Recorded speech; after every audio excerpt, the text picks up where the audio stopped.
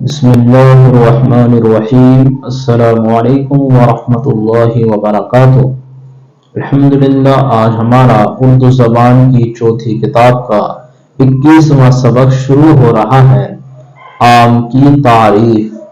از آرائش محفل، کیوں درختوں میں نہ ہو وہ سر بلند، اس کا پھل شاہ و گدا کو ہے پسند۔ ہند کے سب میووں کا سردار ہے، رونق ہر کوچہ و بازار ہے۔ جو صفاہانی اسے ایک بار کھائے، میوے صفاہاں کے سبھی بھول جائے۔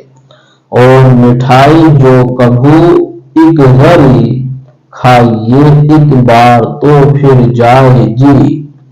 آم میں ایک حلاوت ہے عجب، رہتی اس کی تو ہمیشہ ہے طلب۔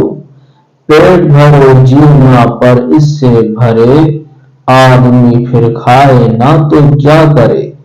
ہوتا ہے شیریں تو بہت پال کا، لیک ہے ٹپکے کا بھی طرفہ مزہ۔ میووں میں ہے فوقیت اس کے تئیں، باغ میں پھر کیوں نہ ہو بالا نشیں۔ شوخ یہ سیندولیے کا رنگ ہے، سیب سمرقند بھی یاں دنگ ہے۔ میووں میں ہے بس وہی ہر دل عزیز، سیب غلام اس کا بھی اس کی کنیز۔ الحمدللہ، آج کا ہمارا یہ سبق مکمل ہوا۔